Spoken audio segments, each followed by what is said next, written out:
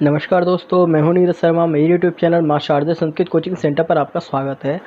आज हम 10वीं कक्षा की संस्कृत की पुस्तक स्पंदना के 8वें पाठ का अध्ययन करेंगे। आइए हम 8वें पाठ पर चलते हैं। देखिए, अष्टमः पाठः, जिसका नाम है कर्मयोगी स्वामी केशवानंद। देखिए, पाठ को स्टार्ट करने से पहले मैं आपको ऊपर का विवरण बता देता हूँ। देखिए, राजस्थानस्य का मतलब है राजस्थान की, रत्नगर्भम का मतलब है रत्नों से युक्त, वसुंधरा का मतलब है भूमि, राजस्थान की रत्नों से युक्त भूमि। धीरणाम का मतलब है धीरों की, वीरनाम का मतलब है वीरों की, लोक देवता नाम का मतलब है लोक देवताओं की, भक्ता नाम का मतलब भक्तों की, योगी नाम का मतलब है योगियों की, तपस्वी नाम का मतलब है तपस्वियों की, और सती नाम का मतलब है सतियों की, संता नाम का मतलब है संतों की, खनिरस्ती का मतलब है खान है। यानी कि राजस्थान की रत्नों से युक्त भूमि धीरों, वीरों, लोक देवताओं, भक्तों, योगियों, तपस्वियों, सतियों और संतों की खान है। कानी तानी रत्नानी इति केनापि जिज्ञासते। कानी का मतलब है कितने हैं, तानी का मतलब है वे, रत्नानी का मतलब है रत्न, केनापि का मतलब है कोई, जिज्ञासते का मतलब है जानना भी चाहे, चेत का मतलब है तो। ठीक है, यदि वे रत्न कितने हैं ऐसा कोई जानना भी चाहे तो, तावती का मतलब है तो भूयसी का मतलब है इतनी है, तेषाम का मतलब उनकी, संख्या का मतलब है संख्या, तो उनकी संख्या इतनी है, यत का मतलब है की, सर्वेशाम का मतलब है सभी का, नाम ग्रहणमपि का मतलब है नाम लेना भी, न शुक्रम का मतलब है सुलभ नहीं है। सभी का एक साथ नाम लेना भी क्या नहीं है, सफल नहीं है, यानी कि सुलभ नहीं है, अर्थात सभी का नाम भी नहीं लिया जा सकता है। असमय का मतलब है इसी, भूमो का मतलब है भूमि पर, नातिचरम का मतलब है अत्यधिक समय पहले नहीं, जातक सही का मतलब है जन्मे हुए, नर रत्न से का मतलब है नर रूपी रत्न के या नर रूपी रत्न नामक, स्वामी ने का मतलब है स्वामी जी, केशवानंद से का मतलब है केशवानंद के, केशवानंद का, प्रेरकम का मतलब है प्रेरक, जीवन वृत्तम का मतलब है जीवन वृत्त, अत्र का मतलब है यहाँ, संक्षेपण का मतलब है संक्षेप में, प्रस्तुयते का मतलब है प्रस्तुत किया जा रहा है, यहाँ संक्षेप में प्रस्तुत किया जा रहा है। यानी कि इसी भूमि पर अत्यधिक समय पहले नहीं जन्मे हुए नर रूपी रत्न स्वामी केशवानंद का प्रेरक जीवन वृत्त यहाँ संक्षेप में प्रस्तुत किया जा रहा है। ठीक है, एक बार मैं इसकी पूरे की हिंदी बता रहा हूँ, आप ध्यान से सुने। देखिए, राजस्थान की रत्नों से युक्त भूमि धीरों, वीरों, लोक देवताओं, भक्तों, योगियों, तपस्वियों, सतियों और संतों की खान है। वे रत्न कितने हैं ऐसा यदि कोई जानना भी चाहे तो उनकी संख्या इतनी है कि सभी का एक साथ नाम लेना भी सुलभ नहीं है, यानी सरल नहीं है, अर्थात नाम भी नहीं लिया जा सकता है। इसी ही भूमि पर अत्यधिक समय पहले नहीं जन्मे हुए एक नर रूपी रत्न स्वामी केशवानंद का प्रेरक जीवन वृत्त यहाँ संक्षेप में प्रस्तुत किया जा रहा है। देखिए, अब हम पाठ को प्रारंभ करते हैं, जिसका नाम क्या है, कर्मयोगी स्वामी केशवानंद। ठीक है, तो देखो, स्वामी केशवानंदस्य जन्म, यानी स्वामी केशवानंद का जन्म पौष मासे यानी पौष महीने में, जिसको हम आसान की भाषा में फूस का महीना कहते हैं ना, तो वही है, पौष महीने में, और 1940 कितने 1940 विक्रम संवत में 1940 विक्रम संवत में, ईस्वी 1883, ईस्वी कितनी है 1883 ईस्वी को राजस्थान की सीकर जनपद का मतलब है सीकर जिले में मगलूड़ा ग्राम में अभवत, मगलूड़ा गांव में हुआ। राजस्थान के सीकर जिले में मगलूड़ा गांव में हुआ। अश्य का मतलब है इनके, पितु नाम का मतलब है पिता का नाम, ठाकुर सी ढाका का मतलब है ठाकुर सी ढाका है, और मातुश्च नाम इति सारा, और माता का नाम सारा था। इनके पिता का नाम क्या था, ठाकुर सी ढाका, और माता का नाम सारा था। बाल्य का मतलब है बचपन में, बाल्य का मतलब है बचपन में। केशवानंदस्य का मतलब केशवानंद का नाम का मतलब है नाम। क्या था बेटा? बीरमा था। बचपन में केशवानंद का नाम बीरमा था। यदा का मतलब है जब, एशिया का मतलब है यह, बालय का मतलब बालक, सप्तवर्ष कल्प का मतलब 7 वर्ष की आयु का, आसित यानी था। जब यह बालक 7 वर्ष की आयु का था, तदैव का मतलब है उसी समय, उष्टमिकम का मतलब है एक ऊँट पर, आश्रित का मतलब बैठे हुए, एक ऊँट पर बैठे हुए। रत्नगढ़ स्थले का मतलब है रत्नगढ़ नामक स्थल पर। जीवन का मतलब है जीवन यापनम, जीवन यापनम का मतलब है जीवन व्यतीत करते हुए। कौरवन्यस्य का मतलब है करते हुए। अस्य पिता का मतलब है इसके पिता का। दिवंगत का मतलब है स्वर्गवास हो गया।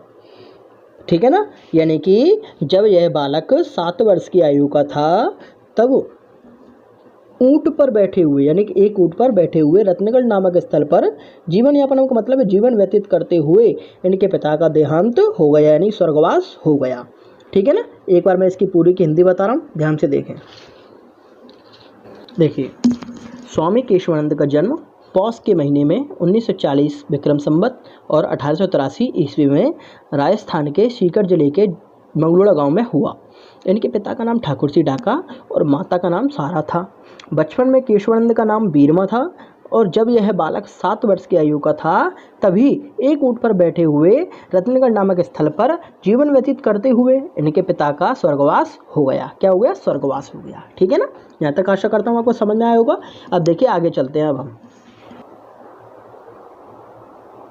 पितु का मतलब है पिता के, प्राणात का मतलब है मरने के, प्रागेव का मतलब है पहले से ही, विपत्तायम का मतलब विपत्तियों में, सेठ गृहेशु का मतलब है सेठ के घरों में, गोधूमादि का मतलब है गेहूं जौ आदि, पीषणम का मतलब है पीसकर, पात्र मार्दनम का मतलब बर्तन मांजकर, इत्यदेवम आदि का मतलब है आदि, कार्य का मतलब है कार्यों के द्वारा, यथा कथनचित का मतलब है जैसे तैसे, काल यापनम का मतलब है समय व्यतीत, कुर्बती का मतलब है करती हुई, अस्य बालक अस्य बिचारी, बराकी का मतलब बिचारी, माता का मतलब है माता, इदानीम का मतलब है अब, वैदव्य कारण का मतलब विधवा होने के कारण से, इतोपि का मतलब है और भी, विपत्ति भूता का मतलब विपत्तिग्रस्त, अभवत का मतलब है हो गई।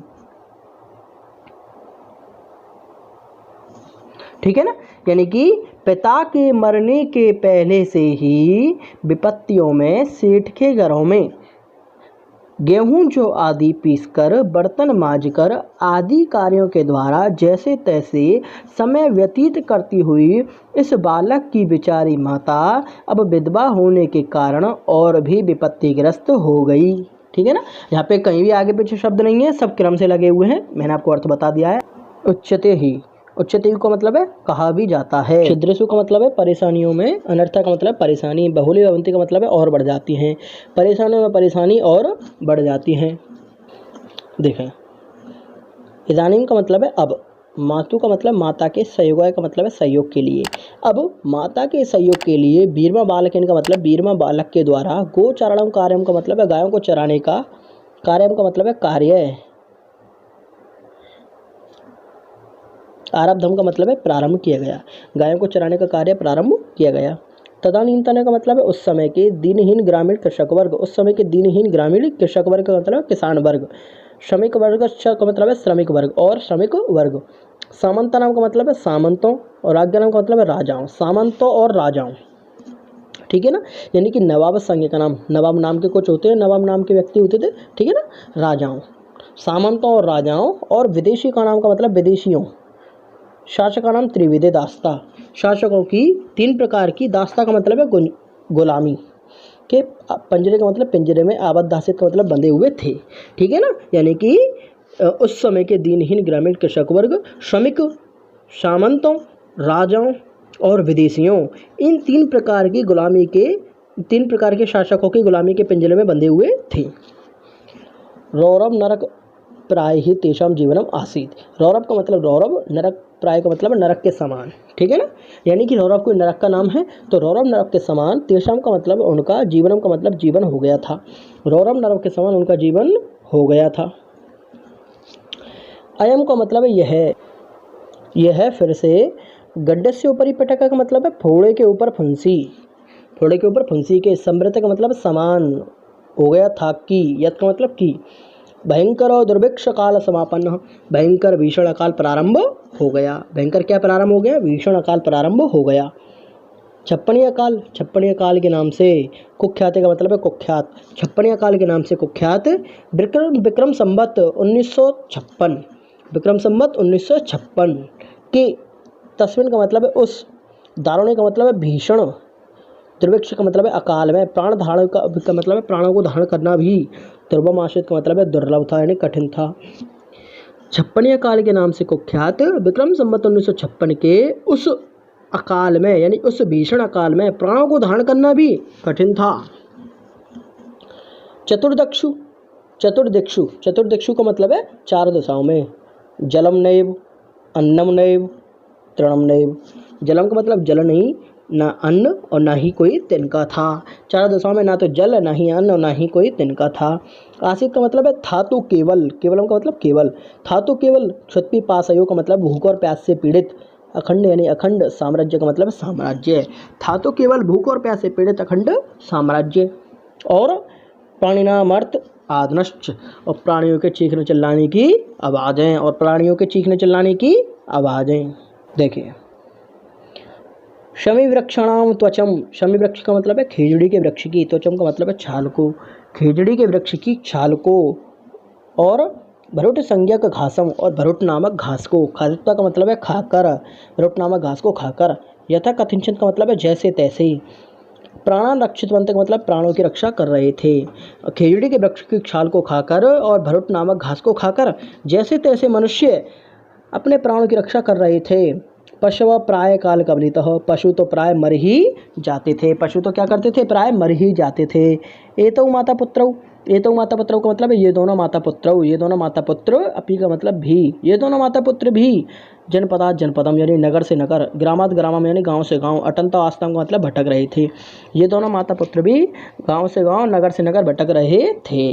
अस्मिन नेवा अंतरे, इसी बीच, सततम का मतलब है निरंतर, इसी बीच निरंतर, दुर्भिक्ष का मतलब है भीषण अकाल से, प्रताड़ित का मतलब है पीड़ित, निरंतर भीषण अकाल से पीड़ित, जर्जरित का मतलब है खराब, बलवत्त का मतलब है अस्वस्थ अवस्था वाली, बीरमा का मतलब है बीरमा बालक की, जनन्या का मतलब माता भी, बीरमा बालक की माता भी, 16 वर्षीय देशियम यानी 16 वर्ष के, एवं का मतलब है इश, किशोरम का मतलब है किशोर को, 16 वर्ष के इस किशोर को, एकलम ब्याह का मतलब है अकेला छोड़ करके, दिवम प्रयातः यानी स्वर्ग को चली गई, 16 वर्ष के इस किशोर को अकेला छोड़ करके स्वर्ग को चली गई। अब देखिए इस पूरे पैराग्राफ को मैं एक बार हिंदी में करा देता हूँ, ध्यान से देखें। देखिए, पिता के मरने के पहले से ही विपत्तियों में सेठ के घरों में गेहूं जौ आदि पीसकर, बर्तन मांजकर आदि कार्यों के द्वारा जैसे तैसे समय व्यतीत करती हुई इस बालक की बेचारी माता अब विधवा होने के कारण और भी विपत्तिग्रस्त हो गई। कहा भी जाता है परेशानियों में परेशानी और बढ़ जाती हैं। अब माता के सहयोग के लिए बीरमा बालक के द्वारा गायों को चराने का कार्य प्रारंभ किया गया। उस समय के दिनहीन ग्रामीण कृषक वर्ग, श्रमिक वर्ग, सामंतों, राजाओं और विदेशियों, इन 3 प्रकार के शासकों को गुलामी के पिंजरे में बंधे हुए थे। रौरव नरक के समान उनका जीवन हो गया था। यह फिर से फोड़े के ऊपर फंसी के समान था कि भयंकर भीषण अकाल प्रारंभ हो गया। छप्पनिया काल के नाम से कुख्यात विक्रम संवत 1956 के उस भीषण अकाल में प्राणों को धारण करना भी कठिन था। चारों दिशाओं में ना तो जल, ना ही अन्न और ना ही कोई तिनका था तो केवल भूख और प्यास से पीड़ित अखंड साम्राज्य और प्राणियों के चीखने चिल्लाने की आवाज़। खेजड़ी के वृक्ष की छाल को खाकर और भरुट नामक घास को खाकर मनुष्य जैसे तैसे प्राणियों की रक्षा कर रहे थे, पशु तो प्राय मर ही जाते थे। ये दोनों माता पुत्र भी नगर से नगर, गांव से गांव भटक रहे थे। इसी बीच निरंतर भीषण अकाल से पीड़ित और अस्वस्थ और खराब अवस्था वाली बीरमा बालक की माता भी 16 वर्ष के इस किशोर को अकेला छोड़ करके स्वर्ग को चली गई। ठीक है ना। आशा करता हूँ आपको यहाँ तक समझ में आया होगा। अगर आपको मेरी वीडियो अच्छी लगे तो वीडियो को लाइक करें और चैनल को सब्सक्राइब करें। धन्यवाद।